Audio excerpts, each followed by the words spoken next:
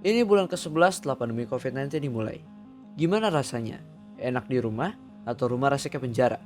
Setiap hari harus duduk depan layar, kalau keluar harus pakai masker, gak boleh deket-deket sama orang lain. Setiap saat harus cuci tangan. Banyak pertanyaan mulai muncul di benak kita. Apa ini pertama kalinya kita dilanda pandemi? Welcome to Explain. Dalam sejarah umat manusia, sudah banyak penyakit yang hampir memunahkan kita dari bumi kita tercinta ini. Penyakit yang menyebar ke seluruh dunia ini disebut pandemi. Mudah menyebar, sulit dideteksi, berbahaya, dan memakan banyak korban. Ayo kita mulai. Di sini kita punya timeline yang bisa nunjukin kapan pandemi-pandemi terburuk di dunia pernah terjadi. Yang pertama, wabah Justinian. Wabah Justinian adalah pandemi wabah pes pertama yang terjadi di dunia. Wabah ini terjadi pada tahun 541 sampai 549 setelah Masehi.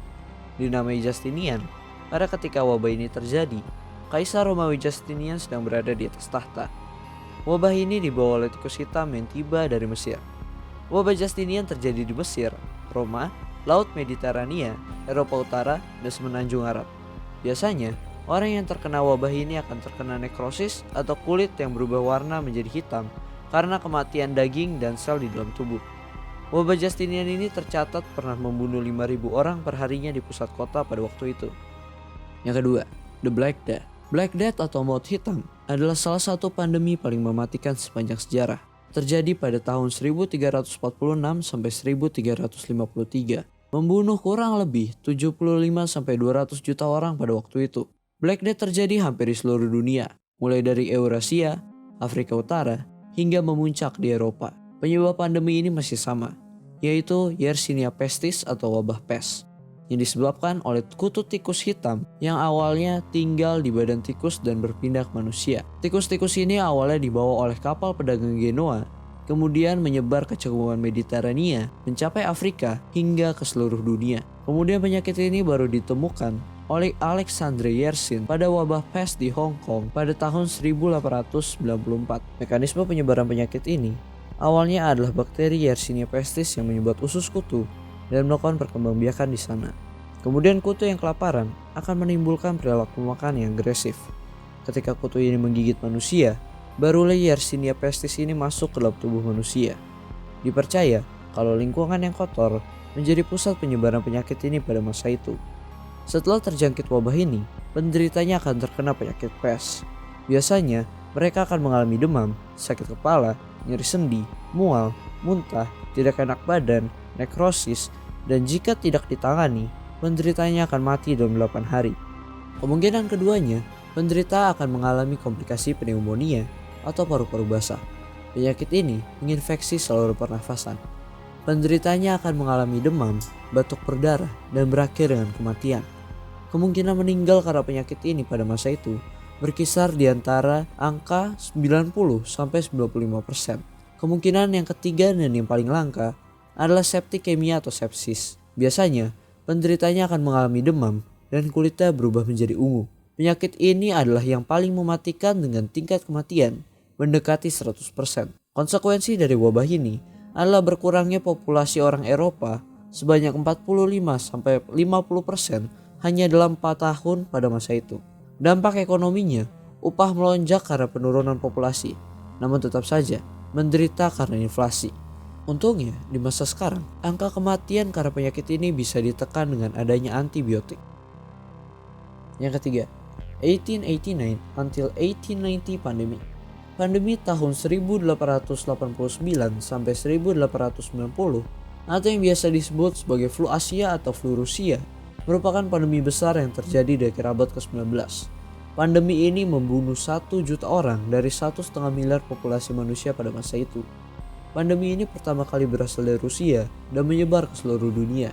Penyebab dari pandemi ini masih belum jelas dan ada beberapa kemungkinan penyebab dari penyakit ini seperti influenza A, H2N2, influenza sub A atau H3N8, bahkan coronavirus OC43.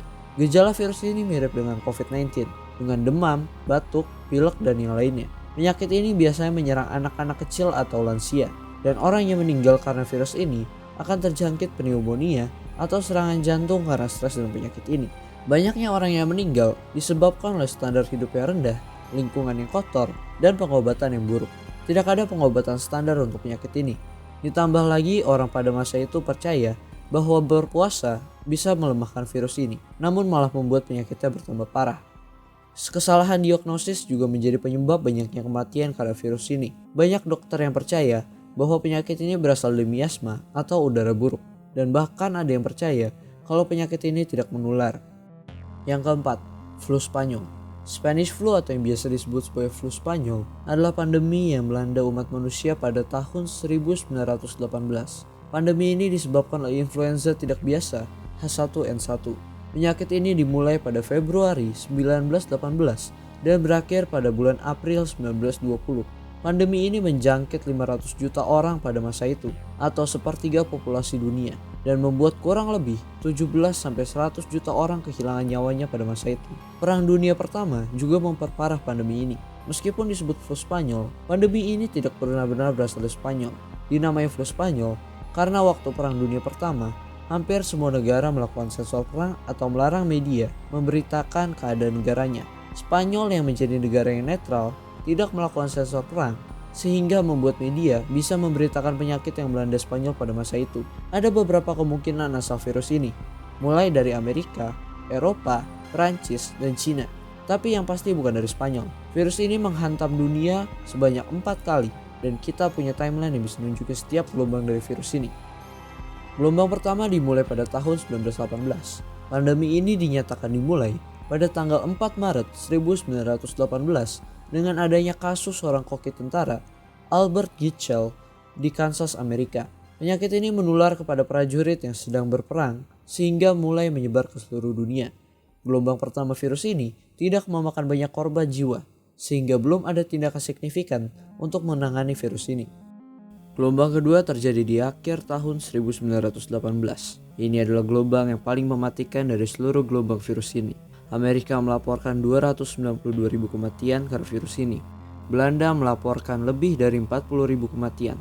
Dan yang paling parah ada di India dengan 12-20 juta kematian di ujung tahun 1918. Gelombang ketiga terjadi di tahun 1919. Virus ini melanda Australia dan membunuh 12 juta orang dikarenakan pencabutan karantina laut. Dan virus ini juga semakin cepat menyebar di Eropa dan Amerika. Gelombang ketiga ini tidak lebih parah dari gelombang kedua, namun tetap lebih parah daripada gelombang yang pertama. Gelombang terakhir terjadi di tahun 1920, menyerang Amerika di daerah terpencil, Swiss, Skandinavia, dan Amerika Selatan. New York sendiri melaporkan 6.000 kematian dan kota lainnya menerima lebih banyak kematian dari tahun 1918. Kenapa korban yang jatuh bisa begitu banyak? Awalnya, jumlah reproduksi virus ini antara 2-3 virus setiap bereproduksi. Namun, jarak dan pergerakan pasukan Perang Dunia Pertama mempercepat virus dan mempercepat mutasinya juga. Perang Dunia Pertama juga mengurangi daya tahan orang-orang terhadap virus ini.